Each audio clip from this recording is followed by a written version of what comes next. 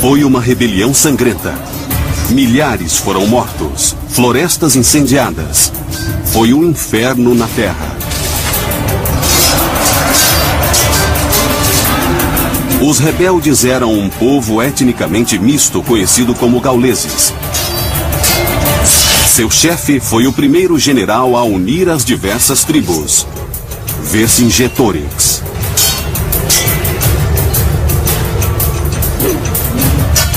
Seu oponente foi um dos generais mais famosos e cruéis da história antiga, Júlio César.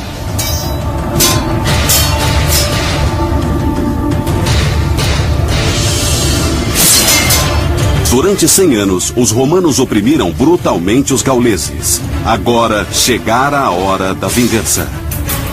Está armado o palco para um dos maiores confrontos militares da história. Uma batalha de inovações tecnológicas que testou a astúcia e a engenhosidade de dois generais. Moldou a face da Europa para os séculos vindouros e garantiu o futuro de um império.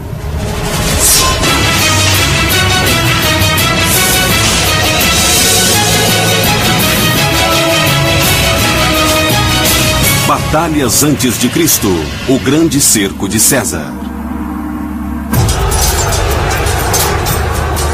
Ano 52 a.C. Há 6 anos, Júlio César comandava uma guerra brutal. Seu objetivo era conquistar a Gália e transformá-la em uma província romana.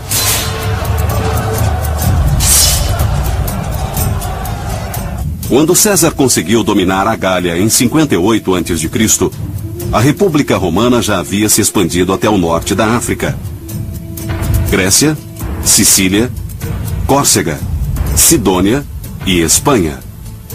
Mas Roma nunca conseguiu subjugar inteiramente a região ao norte, Gália. Eles sempre hesitaram um pouco em fazer a expansão ao norte, porque os gauleses e os romanos tinham uma longa história, uma história de 300 anos de massacre mútuo e antagonismo. Eu quero dizer, os povos do norte, quando saíam em incursões, eram, povos muito brutais. Eles saquearam Roma. No 3º século antes de Cristo, havia muito sangue derramado. Mas a República Romana se fortalecia dia a dia. Liderando mais de 50 mil soldados romanos, Júlio César abriu caminho pela Gália com incrível crueldade. Júlio César foi enviado à Gália pelo Senado romano como procônsul, isto é, para conquistar a área e transformá-la em província de Roma. O mais interessante sobre esse grande general é que ele nunca fora militar e não tinha experiência alguma em combate, nem em comando também. Assim, por que o consideramos um grande general é uma boa pergunta a fazer. E a resposta é que ele foi o primeiro general romano a deixar suas memórias e um relato detalhado de todas as suas campanhas, que, é claro, indicam sua grandeza e nada mais. Os escritos de César sobre os 6 anos da guerra contra a Gália dariam 7 livros. Ele se considerava um gênio militar, mas seus êxitos podiam ser explicados pela qualidade de seu exército. Na época das batalhas na Gália, o exército romano era quase totalmente profissional. Antes de 100 a.C., sempre houvera um exército temporário, então era preciso convocar novos soldados a cada ano, treiná-los e colocá-los sob controle dos generais políticos, e isso criava problemas. Mas as reformas militares instituídas 50 anos antes de César chegar ao poder criaram um exército disciplinado e profissional. Então podia haver um amador comandando tudo, mas havia 10 legiões de soldados profissionais. Esse é um ponto que explica o sucesso de César. O outro ponto, eu acho, é que sempre se pode ser um bom general se não lutar contra ninguém. No caso, os exércitos da Gália não eram realmente exércitos importantes. A Gália não era uma nação unificada com um exército nacional. Havia um conjunto de exércitos tribais que não tinham disciplina nem coesão. O problema fundamental na Gália é que ela era essencialmente uma área de 15 ou 20 milhões de pessoas, de muitos grupos étnicos. Eles lutaram contra os outros por gerações e nunca desenvolveram uma capacidade militar sofisticada. Porém, a conquista da Gália foi mais difícil do que César previra. Não era possível derrotar só um exército, vencer uma batalha e conquistar a Gália. Era preciso vencer muitos pequenos exércitos. César enfrentava cada novo exército gaulês com crueldade crescente. César comandou alguns massacres horrendos, típicos da brutalidade romana, para deixar claro que era ou a amizade romana ou o terror romano.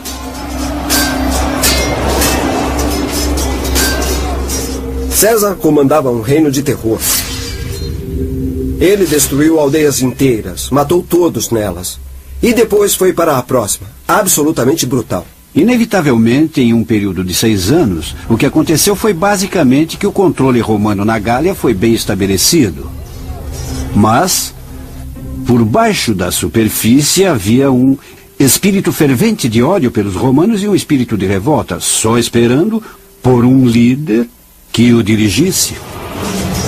Surge Vercingetorix, um carismático general gaulês. Como César, ele também tinha uma missão: unir as centenas de tribos de sua terra contra César.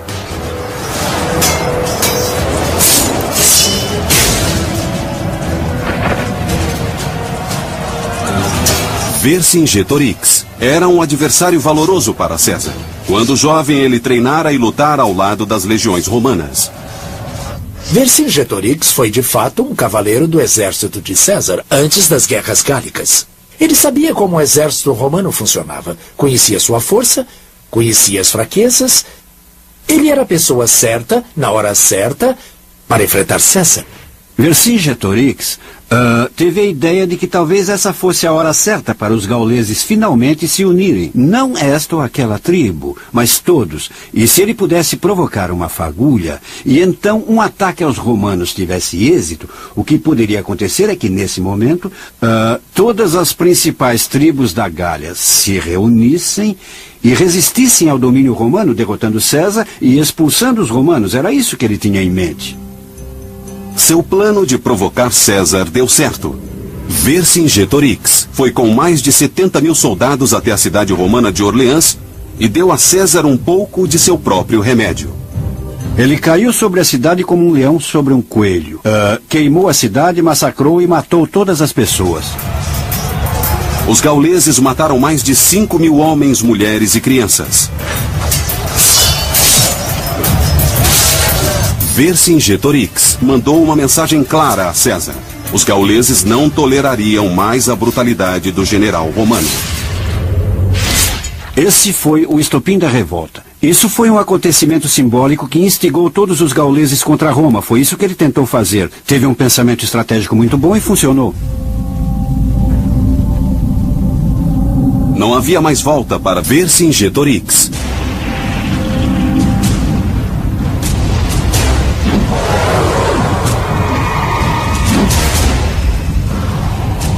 A revolução tinha começado. E ele e César estavam em curso de colisão. Mas Vercingetorix estava em vantagem.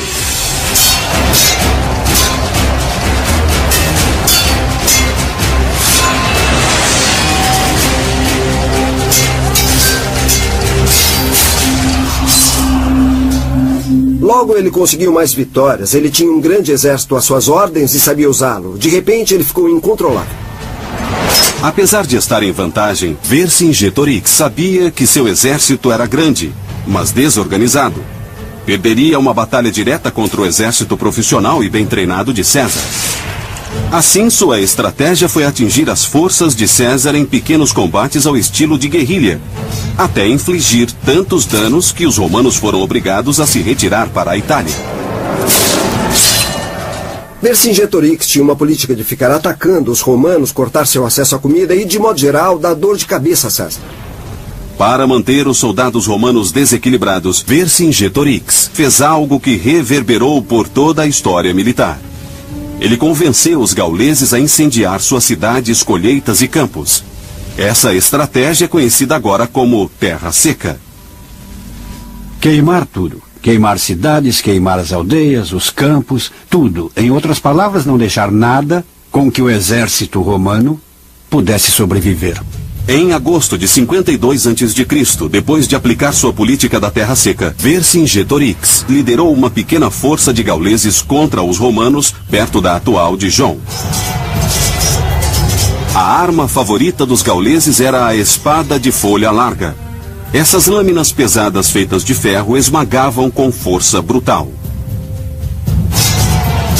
Os soldados romanos usavam o gládio. Com 60 centímetros de comprimento e 6 centímetros de largura, o gládio era feito de aço afiado e era usado para esfaquear.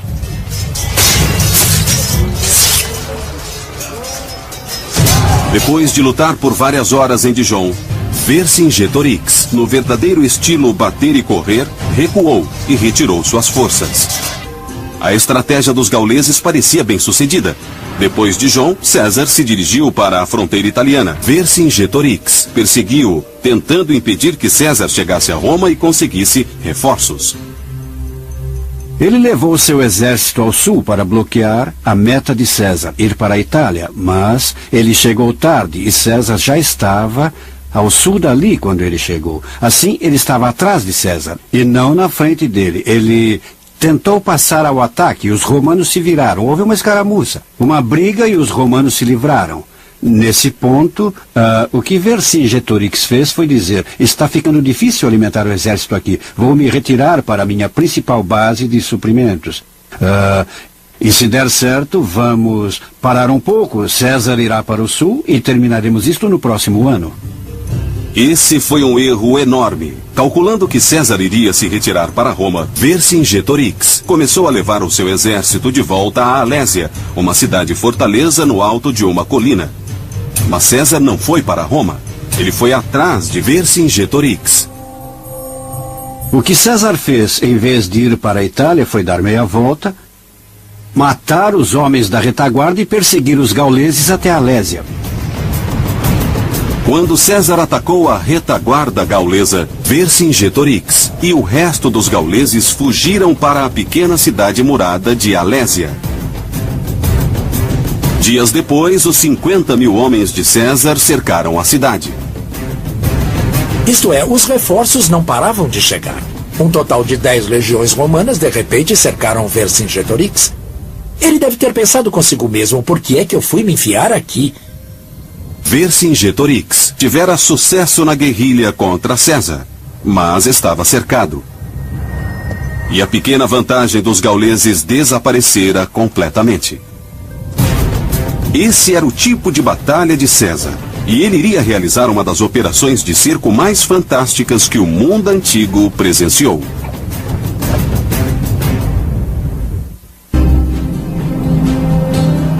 Em 52 a.C., cidade de Alésia. O comandante romano Júlio César e mais de 50.000 soldados romanos cercaram 70.000 gauleses e o líder revolucionário Vercingetorix dentro da cidade. Alésia era importante porque era a última fonte de resistência. Era o último ponto militar que impedia o controle de Gália pelos romanos. Alésia é a cidade moderna de Alys-en-Rhin, localizada na França. A cidade tinha 8 quilômetros de diâmetro e era rodeada por uma pequena muralha com 2 metros de altura. Habitada por 10.000 homens, mulheres e crianças, Alésia ficava em uma colina, 450 metros acima de um vale, por onde passavam 2 pequenos rios. Um círculo de colinas rodeava a cidade. Ela era bem protegida e dava aos gauleses uma forte posição defensiva. Mesmo assim, César decidiu sitiar Alésia em uma campanha militar ímpar na história. A forma de cerco criada por César foi muito engenhosa e eu não posso achar ninguém, nem nenhuma fonte que diga que as técnicas de cerco que ele usou foram usadas antes. O exército de César possuía a tecnologia de cerco mais sofisticada da época. Estavam equipados com uma catapulta chamada de onagro, conhecida por ter um forte coice e capacidade de lançar um projétil de 45 quilos a 350 metros. Os romanos também usavam o balista, que em latim significa lançador de pedras. O balista lançava projéteis a quase 90 metros.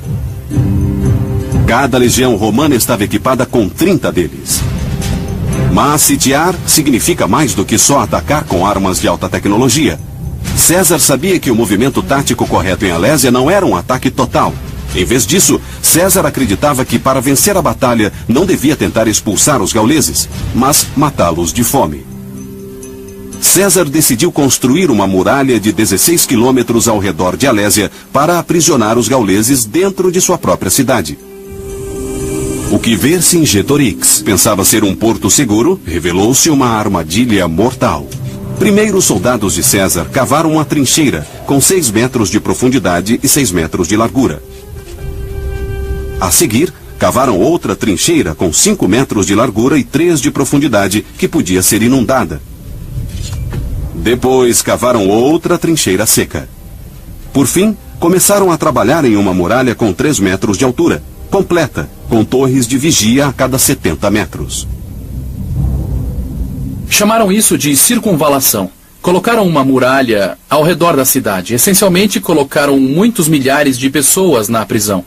O propósito disso era, é claro, garantir que ninguém na cidade pudesse sair. Eles podiam sair de sua própria muralha, mas só para ficar presos entre a muralha romana de madeira e a sua muralha. Era a primeira barreira.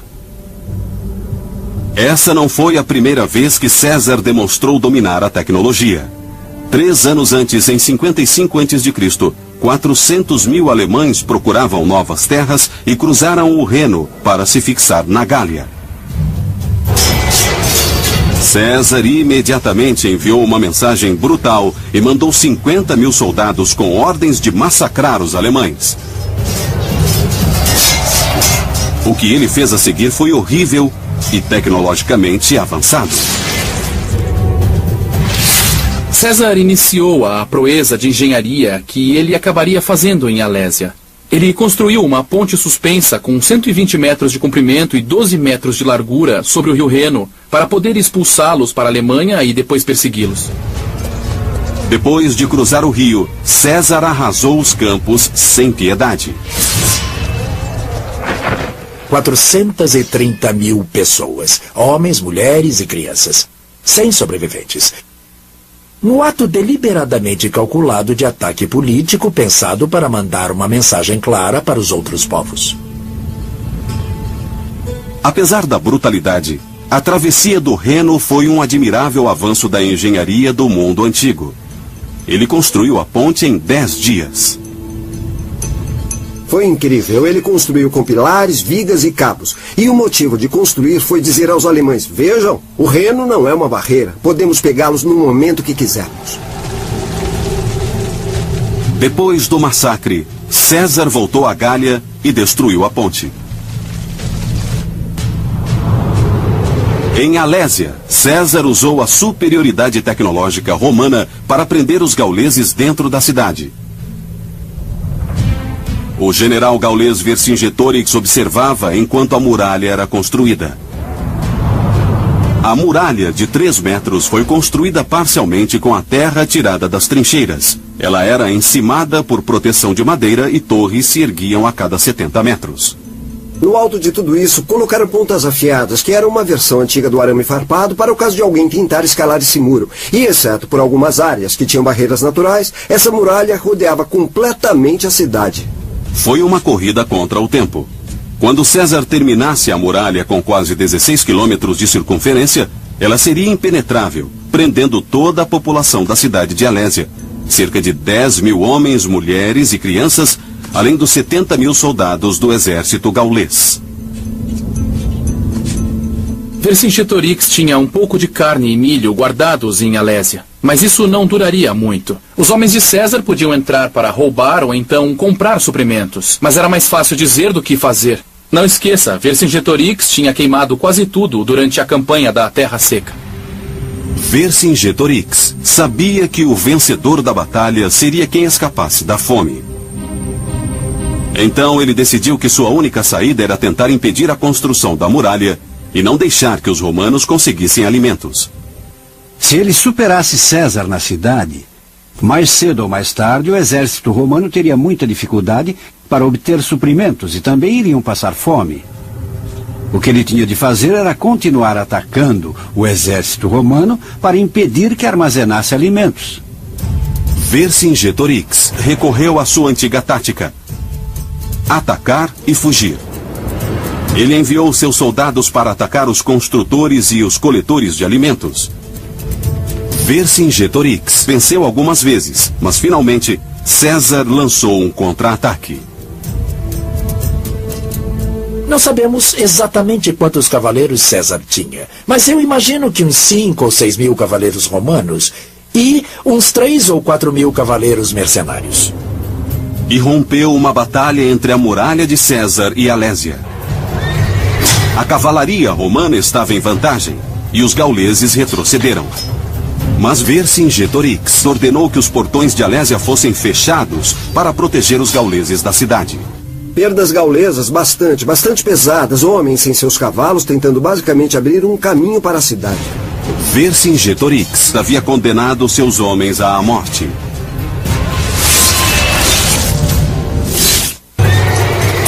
Em 52 a.C., o cerco de Alésia causou o primeiro derramamento de sangue. Uma luta de cavalaria foi mortal para os gauleses. Apesar de ganhar essa pequena luta, César decidiu aumentar as obras de construção do sítio e ordenou que mais trincheiras fossem cavadas, dispositivos antipessoais instalados e armadilhas mortais construídas. Armadilhas com pontas de madeira afiadas foram colocadas no fundo das trincheiras. Farpas de ferro foram espalhadas diante das muralhas para furar os pés dos soldados e as patas dos cavalos. Havia fossos inundados, árvores derrubadas para criar obstáculos, e cobrindo tudo isso havia todas as armas de mão que eles tinham. Havia flechas, havia atiradeiras, projéteis, e eles podiam literalmente atear fogo em toda uma zona de impacto. Depois de apenas 5 semanas, a muralha de 16 quilômetros equipada com armadilhas, obstáculos e armas estava quase completa. O general gaulês Vercingetorix foi forçado a uma manobra corajosa. Ele enviou os 15 mil homens de sua cavalaria para percorrer a Gália e recrutar reforços com as outras tribos gaulesas. Embora pareça um bom movimento, pense um pouco sobre isso. Ele havia tido muito sucesso provocando César, atacando-o, não o deixando ir a nenhum lugar, não o deixando coletar alimentos. Mas ele desistiu disso tudo e disse, sem trocadilho, mandem a cavalaria. Vercingetorix mudou seu método tático e deixou que os romanos, em essência, construíssem as obras de sítio e alimentassem o exército. A decisão de pedir ajuda em vez de continuar a perturbar os soldados romanos foi uma decisão militar crucial. Se a cavalaria fosse atacada ou se as outras tribos não respondessem, o exército de Vercingetorix estaria condenado. Bom, sem a cavalaria, para ser enviada para atacar o exército romano, eles podiam construir as obras de sítio rapidamente, o que fizeram. O mais importante ainda é que agora podiam coletar alimentos. E isso César entendeu claramente. O que ele fez? Ele ordenou que seus subordinados coletassem um suprimento de grãos para 30 dias. Mas César sabia que se a cavalaria gaulesa voltasse com reforços, os romanos poderiam ser derrotados. Para se defender, César decidiu construir outra muralha, a cerca de 360 metros da primeira. A primeira muralha de César mantinha Vercingetorix dentro. A segunda manteria os reforços fora. Mas também continha 50 mil soldados romanos que tinham de acampar entre as duas muralhas. Fora dessa muralha de circunvalação, ele construiu uma segunda muralha de contravalação, que em latim é contrária. E essa muralha tinha 32 quilômetros. Assim, havia uma muralha dentro de uma muralha e uma cidade no meio, como se fosse, olhando de cima, como um bolo em camadas. Sem a cavalaria para perturbá-los, os romanos não tiveram dificuldade na construção da segunda muralha. Ela não tem vazios, exceto por uma pequena seção na base do Monte Ria, perto do local em que 2 rios cortam o vale. Com a construção chegando ao final, todos começaram a perceber que a arma que iria vencer ou perder a guerra era a comida. César sabia que assim que o resto dos gauleses chegassem, ele não poderia mandar seus homens coletarem alimentos. Enquanto isso, dentro da cidade, Vercingetorix controlava pessoalmente as rações de carne e milho. Depois de 7 semanas de cerco, os suprimentos na cidade estavam baixos e eles subsistiam com os alimentos armazenados antes do cerco. A água para os 100.000 homens, mulheres e crianças vinha dos pequenos rios e de poços. Existe uma história em que um dos homens da tribo de Vercingetorix disse para ele: "Nós vamos comer os soldados e os aldeões mortos. Podemos viver um bom tempo desse modo." Esse não teria sido o primeiro exemplo de canibalismo e nem o último. Pense no Bonaparte na história americana. Os livros de história antiga sempre chamaram os gauleses de bárbaros. Mas, obviamente, tinham alguma humanidade. Vercingetorix não permitiu isso. Vercingetorix sabia que havia muitas bocas famintas a alimentar. Ele criou um plano na esperança de salvar algumas mulheres e crianças. O que ele fez foi mandá-las para fora, para a muralha romana, dizendo essencialmente: olhe, deixe essas pessoas irem, será melhor, ou então tome-as como escravas. César rejeitou a oferta. Seus homens estavam à beira da fome, porque a terra ao redor de Alésia havia sido queimada por Vercingetorix. Ele não teve compaixão pelas mulheres e crianças gaulesas que tiveram de voltar à Alésia. Mas Vercingetorix também não as queria de volta. Tendo se livrado dessa grande quantidade de pessoas que não tinha mais de alimentar, Vercingetorix, então, recusou-se a deixá-las entrar na cidade, e as mulheres e crianças, em grande quantidade, ficaram presas entre a muralha da cidade e a muralha romana, onde elas simplesmente morreram de fome. Cerca de 3.000 mulheres e crianças ficaram presas na terra de ninguém, peões na luta entre Vercingetorix e César. Todas essas pobres almas só enfraquecendo nesse tipo de limbo. Elas estavam literalmente presas no meio dessa luta. Ninguém as queria. Mas Vercingetorix foi o primeiro a ceder nessa luta de vontades. Finalmente, os portões de Alésia se abriram e as mulheres entraram. César venceu a batalha de vontades. Assim, o líder gaulês, Vercingetorix, não pôde transferir o seu problema para César. E César lembrou às pessoas com que tipo de homem elas estavam lidando. O destino dos gauleses parecia sombrio. Mas 3 dias depois, o exército gaulês com 60.000 homens surgiu no horizonte.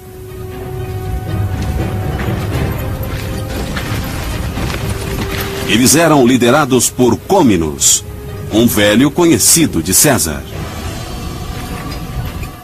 Comminus tinha sido aliado de César no começo das guerras gálicas. Vercingetorix também havia lutado com César. Então era mesmo uma traição que César tivesse de enfrentar esses homens. Comminus não perdeu tempo para mostrar a César que ele havia chegado. Pela primeira vez no cerco de Alésia, César parece estar com problemas.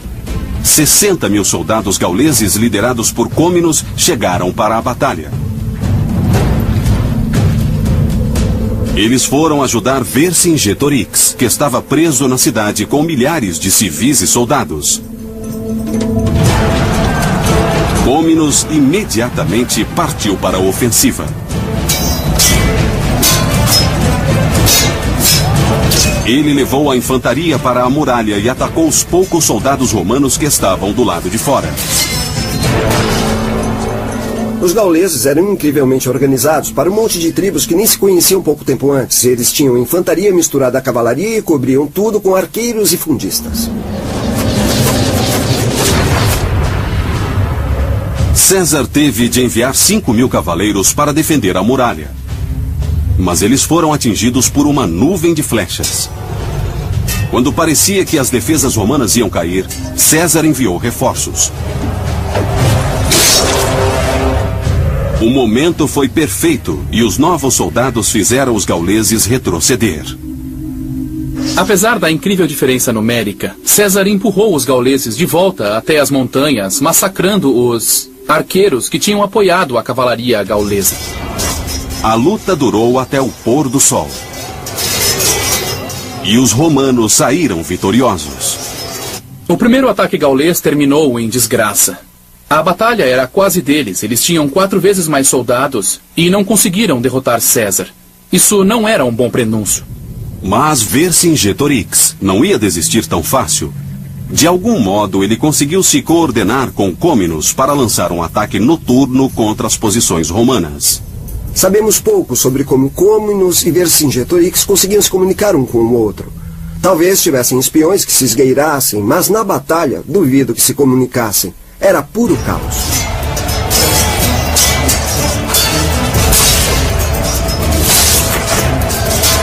Vercingetorix liderou uma força na tentativa de romper a muralha interna.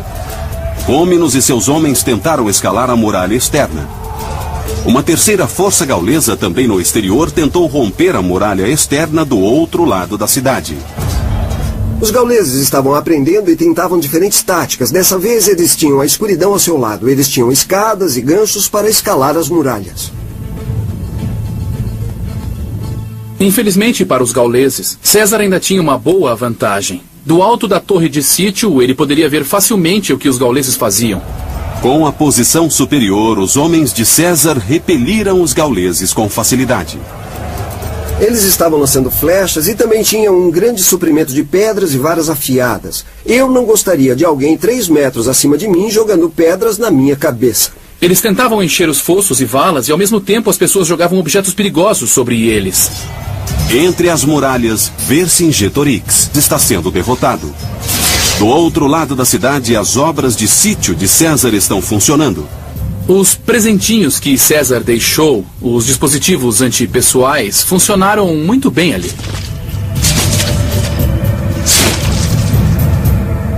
Os homens não podiam dar um passo sem cair 3 metros sobre uma ponta ou prender a perna em um gancho. O sítio bem planejado da cidade estava derrotando os gauleses. Côminos estava apanhando no exterior. Vercingetorix estava apanhando no interior. Os dispositivos antipessoais matavam os gauleses à torta e à direito. E todos recebiam uma chuva constante dos romanos que jogavam lanças e flechas sobre os soldados gauleses. Ao amanhecer, todas as forças gaulesas, dentro e fora das muralhas, foram obrigadas a retroceder. Mais uma vez, César venceu. Isso estava deixando Côminos e Vercingetorix loucos. Eles tinham 3 vezes mais homens, mas gastavam a maior parte do tempo tentando cruzar os fossos e sendo mortos pelos romanos. César era como um mestre no jogo de xadrez. Ao aprisionar a Alésia e depois construir a segunda muralha para repelir os reforços gauleses, ele neutralizou a vantagem numérica que os gauleses tinham. Incrivelmente genial. 5 dias se passaram. A fome estava derrotando os gauleses. Desesperados, eles tentavam descobrir como vencer os romanos. Tinham sido derrotados 2 vezes, mas tinham de fazer algo. As pessoas no interior estavam além da falta de comida. Finalmente, os gauleses descobriram o ponto fraco na muralha romana perto do Monte Ria. Por causa do rio Oze, César não fechou completamente a muralha externa. Côminos pretendia usar essa passagem. O que eles fizeram foi se esgueirar na escuridão da noite para esse ponto fraco entre 2 colinas e se esconderem nos bosques. No dia seguinte, ao meio-dia, eles atacaram. Os homens de Côminos passaram pela abertura da muralha e arrasaram a infantaria romana.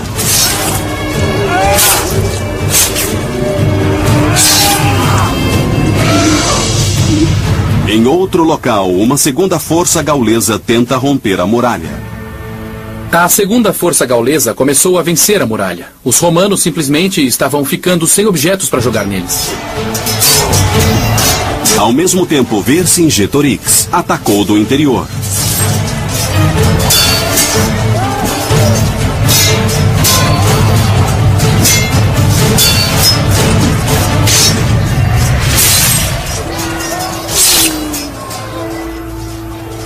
César, em sua torre de sítio, observou esse prolongado ataque triplo dos gauleses. Os historiadores debatem se César era mesmo um grande estrategista. Mas o que ele fez nessa batalha final foi como reger uma grande orquestra. César decidiu mandar 3.600 homens para reforçar as defesas na brecha da muralha.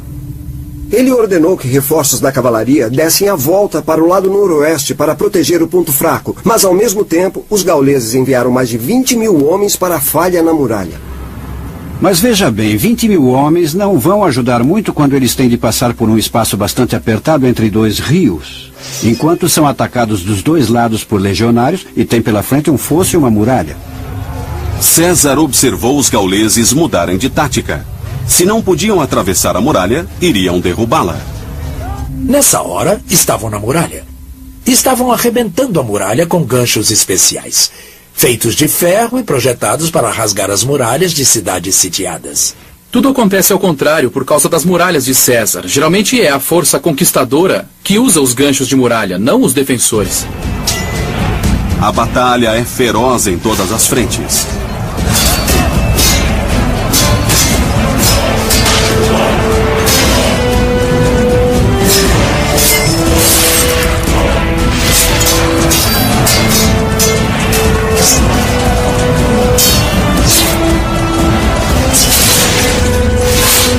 César finalmente toma a situação nas próprias mãos e lidera pessoalmente mais 2.400 homens.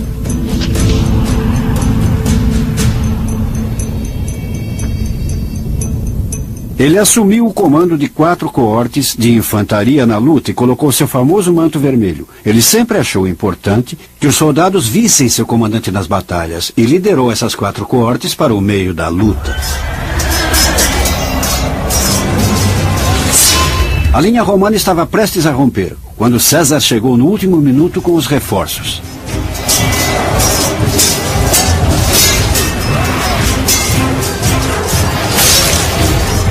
E ali estava ele atacando os gauleses com seu gládio, massacrando-os totalmente.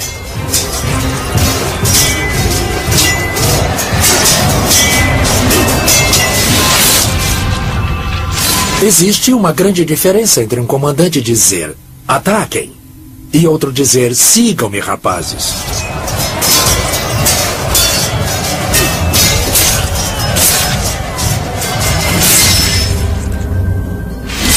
Patton usava um manto vermelho, só por causa de César. Depois de César chegar ali, os legionários romanos deixaram de lado todas as pedras, lanças e objetos que estavam jogando à distância e pegaram as espadas e só atacaram os gauleses.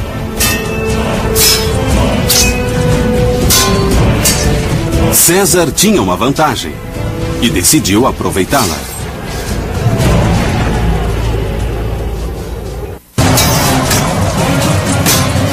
Com mais de 2 meses do cerco de Alésia, Júlio César, usando seu famoso manto vermelho, liderava seus homens em batalha contra os gauleses.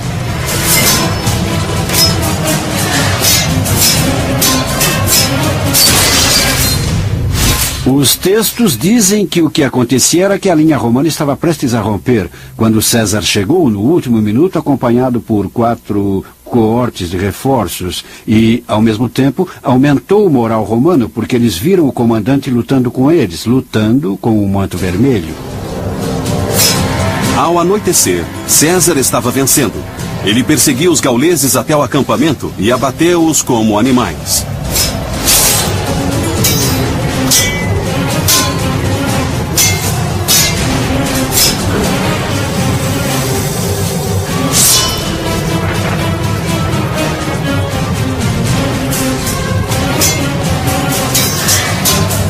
Apesar da derrota iminente, Vercingetorix continuou a lutar. Sua estratégia de unir as tribos gaulesas para lutar contra a opressão romana fracassara. Vercingetorix logo percebeu a derrota.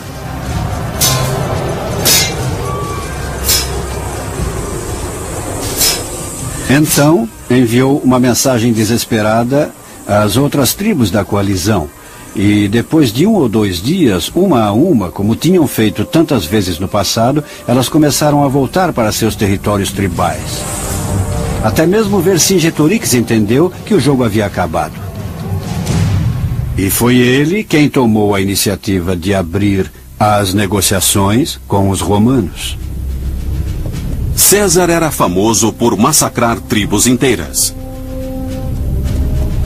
Mas, inesperadamente, depois dessa batalha, ele decidiu poupar os guerreiros gauleses.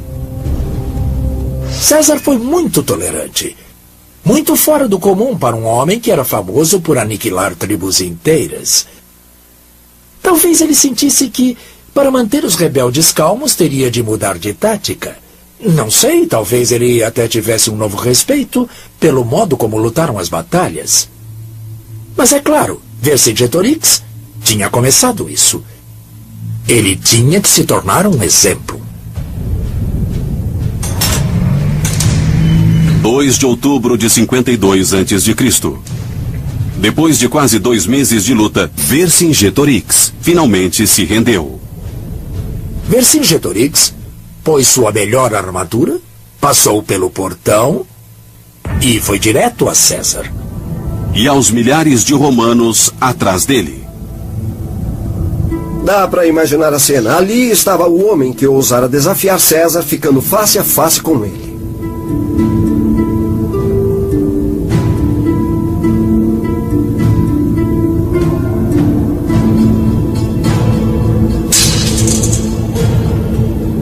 Um guerreiro valente, mas que cometera um erro tático básico.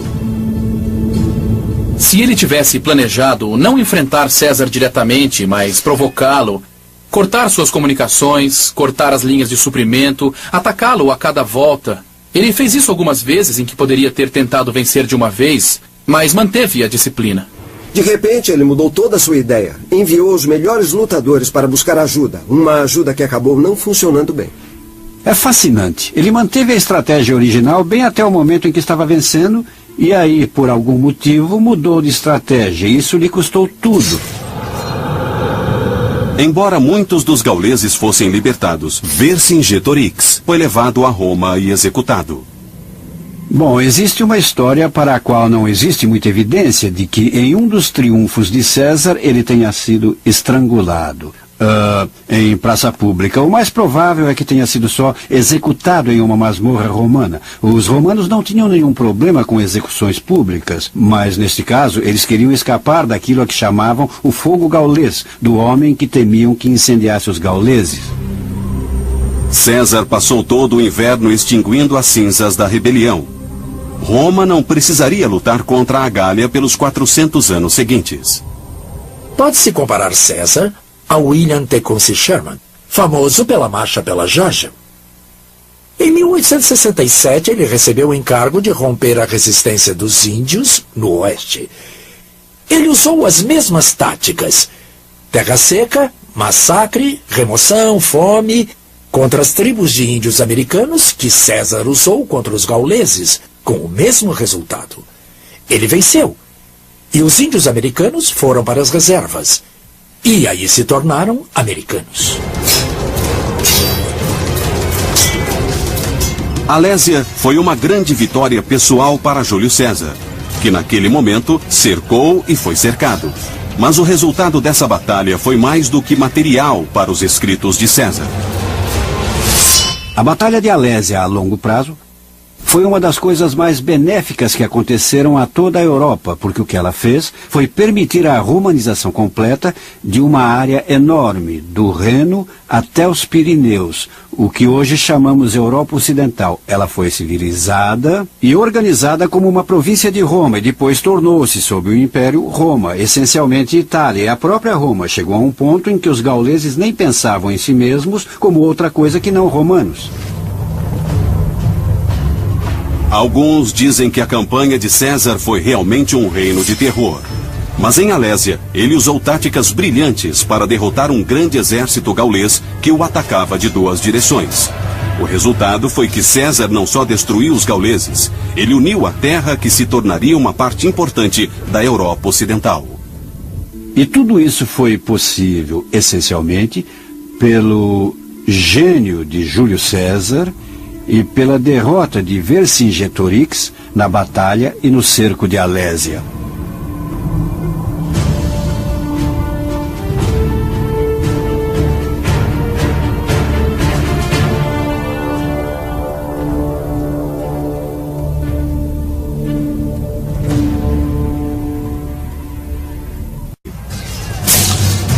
Júlio César foi enviado à Gália pelo Senado romano como procônsul, isto é, para conquistar a área e transformá-la em província de Roma. O mais interessante sobre esse grande general é que ele nunca fora militar e não tinha experiência alguma em combate, nem em comando também. Assim, por que o consideramos um grande general é uma boa pergunta a fazer. E a resposta é que ele foi o primeiro general romano a deixar suas memórias e um relato detalhado de todas as suas campanhas, que, é claro, indicam sua grandeza e nada mais. Os escritos de César sobre os 6 anos da guerra contra a Gália dariam 7 livros. Ele se considerava um gênio militar, mas seus êxitos podiam ser explicados pela qualidade de seu exército. Na época das batalhas na Gália, o exército romano era quase totalmente profissional. Antes de 100 a.C., sempre houvera um exército temporário, então era preciso convocar novos soldados a cada ano, treiná-los e colocá-los sob controle dos generais políticos, e isso... Confrontos militares da história. Uma batalha de inovações tecnológicas que testou a astúcia e a engenhosidade de 2 generais. Moldou a face da Europa para os séculos vindouros e garantiu o futuro de um império.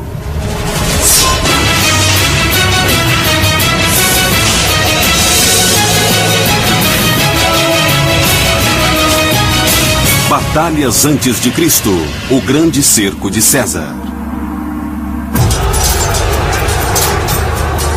Ano 52 a.C.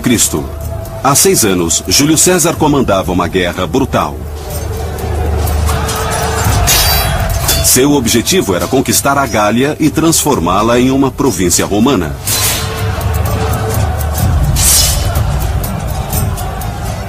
Quando César conseguiu dominar a Gália, criava problemas. Mas as reformas militares instituídas 50 anos antes de César chegar ao poder criaram um exército disciplinado e profissional. Então podia haver um amador comandando tudo, mas havia 10 legiões de soldados profissionais. Esse é um ponto que explica o sucesso de César. O outro ponto, eu acho, é que sempre se pode ser um bom general se não lutar contra ninguém. No caso, os exércitos da Gália não eram realmente exércitos importantes. A Gália não era uma nação unificada com um exército nacional. Havia um conjunto de exércitos tribais que não tinham disciplina nem coesão.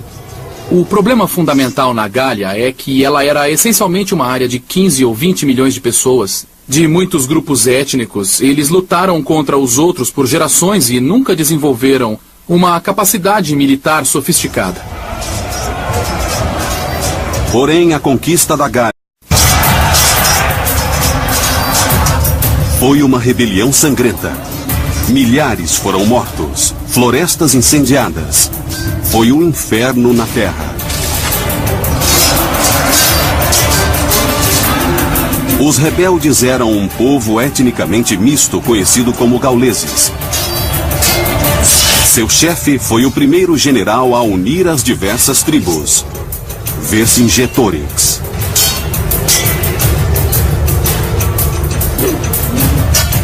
Seu oponente foi um dos generais mais famosos e cruéis da história antiga, Júlio César.